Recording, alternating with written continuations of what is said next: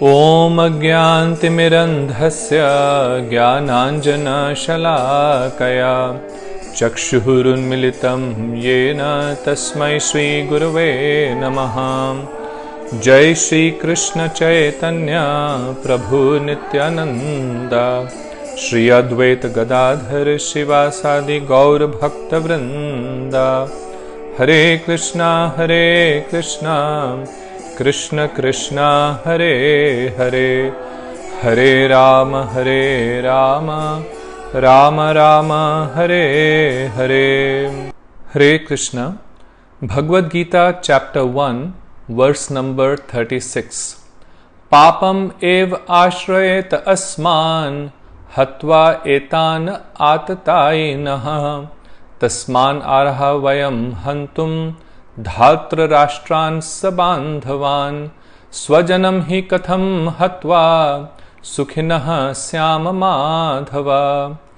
O Madhav, sin will take shelter of us because of killing all these aggressors. Therefore, it is improper to kill Duryodhan and our other relatives. How can we be happy by slaying our own kinsmen? Now here Arjun is giving a very specific reason for not to fight, and the reason is that by engaging in this act of killing they will incur sin. According to general religious and moral principles, in order to have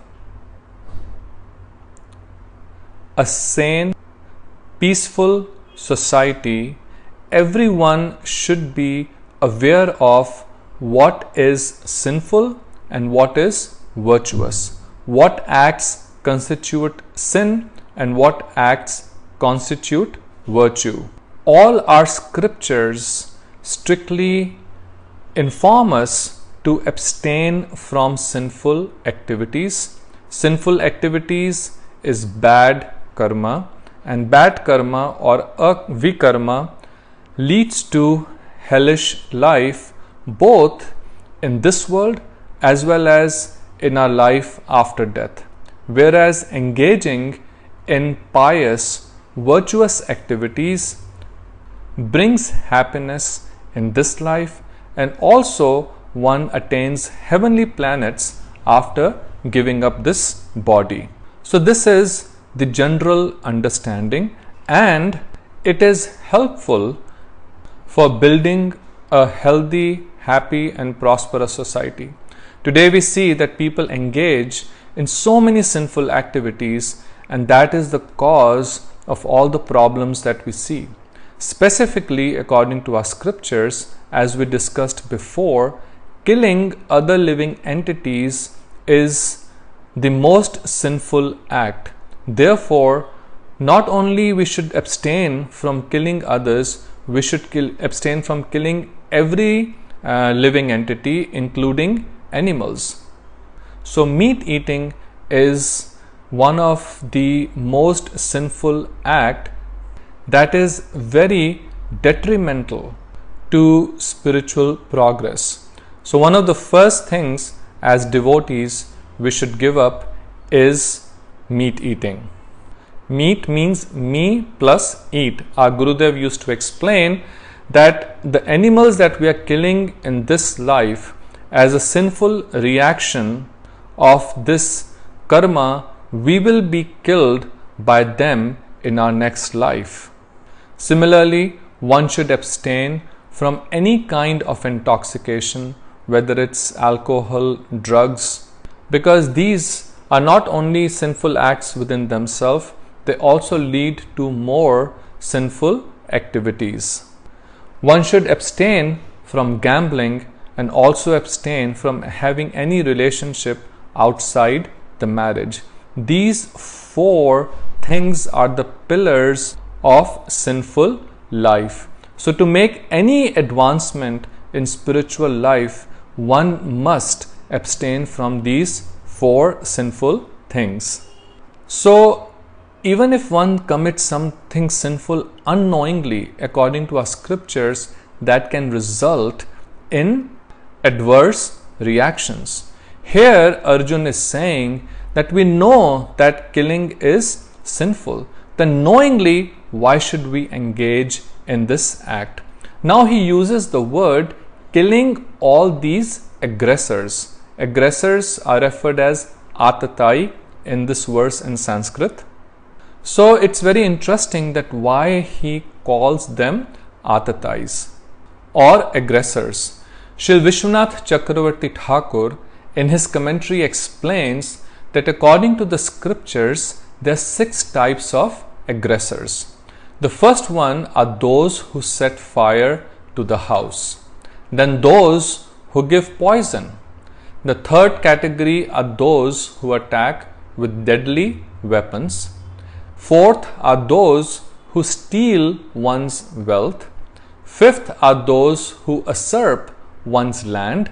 And finally, 6th one are those who abduct one's wife. So according to Arth Shastra, according to the scriptures related to political science or political economy, such aggressors who engage in this 6 type of acts must be killed immediately without any consideration, because such an act is not considered sinful. Now here we see that the Kauravas were engaged in all of these 6 acts.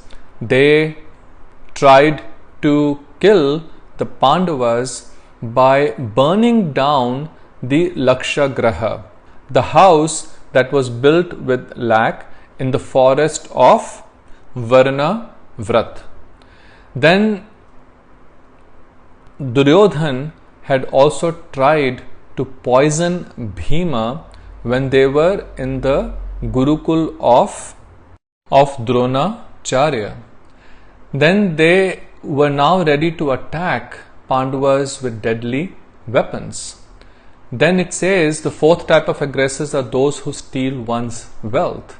The Kauravas had tried to take away everything from the Pandavas, and they were now left to beg from village to village. 5th type of aggressors, those who usurp one's land, and that's what Duryodhan had done. He had taken over the entire kingdom that rightfully belonged to the Pandavas. And then those who abduct one's wife. When Maharaj Yudhishthir and his other brothers had lost Draupadi in the game of chess with the Kauravas, then they brought Draupadi in the whole assembly and tried to disrobe her, which was worse than abducting one's wife. So according to all these 6 definitions of aggressors, Kauravas were certainly the worst type of aggressors. And Arjun knew that based on the principles of Arth Shastra, they should be killed. We also see in the pastimes of Lord Ram that who was considered Maryada Purushottam.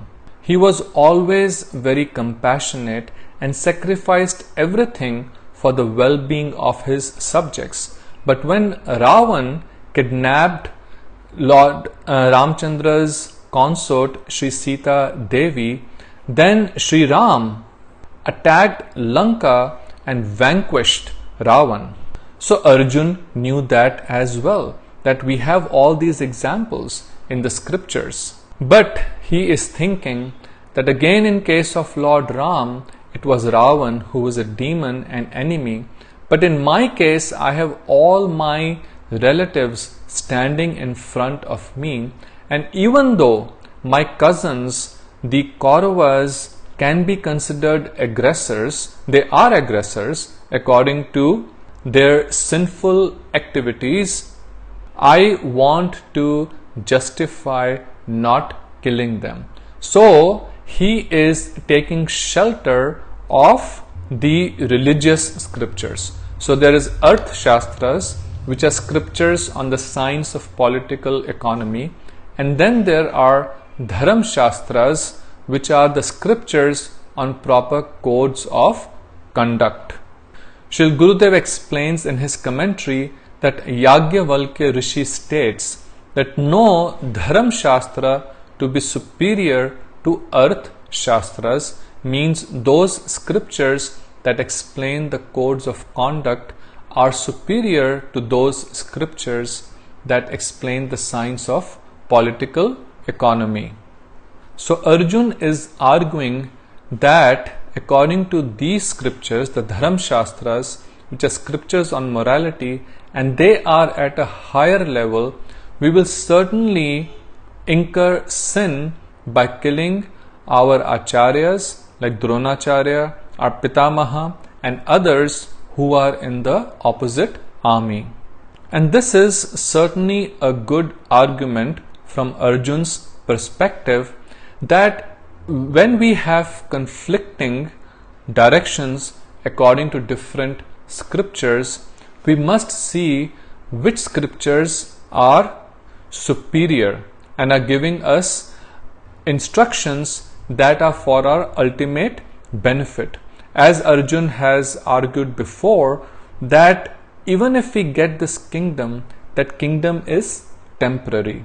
No one is able to take all his accumulated wealth and even a piece, even a land equal to the tip of a needle with him at the time of death. So whatever we earn in this battle, we are going to, whatever material things we earn as a result of this battle, we will have to leave here. But the result of this sinful act will cause us misery not only in this life, but will also impact our life after death, because according to Arjun here, one who engages in sinful act of killing must suffer in hellish planets. This is one thing that Krishna will clarify to Arjun later on, that Arjun's thinking here is not correct. So as we discussed before, Shreyas and Preyas, those acts that give us immediate pleasure, are inferior to those acts that are for our ultimate benefit, and an intelligent person must always choose Shreyas, meaning those acts which are for our ultimate benefit, over those acts which are only for our immediate pleasure. If we develop this discriminatory intelligence of being able to determine what act is, what type of work that we are doing is useful for us or not in terms of our ultimate benefit, then the society will become such a wonderful place. It will become like Vaikuntha. And according to Arjun's thinking, he is thinking that killing my own kinsmen, my own relatives in this battle will only bring misfortune and miseries both in this life as well as life after death.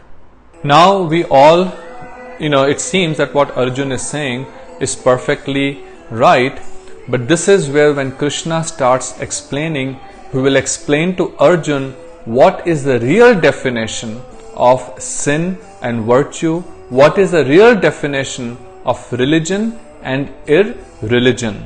And that's why Bhagavad Gita is so amazing, that it establishes a very clear and pristine definition and foundation of what constitutes religiosity. And if we understand that, then we will never be confused about what our true duties are and what is the right path to follow in this life. Here, Arjun addresses Krishna as Madhav. Srila Swami Maharaj explains that Arjun's addressing of Krishna as Madhav, or the husband of goddess of fortune, is also significant in this connection. He wanted to point out to Krishna that as the husband of the goddess of fortune, he should not induce Arjun to take up a matter which would ultimately bring about misfortune. Krishna, however, never brings misfortune to anyone, to say nothing of his devotees. And Krishna will ensure that by giving proper instructions to Arjun, Arjun comes out of this deep ignorance and follows not just the path of dharma, but the supreme dharma, which is that of a hetuki bhakti, or unmotivated devotional service to the Supreme Lord. Now what happens after this, we will discuss next time. Till that time, Hare Krishna, Radhe Radhe, have a very blessed day.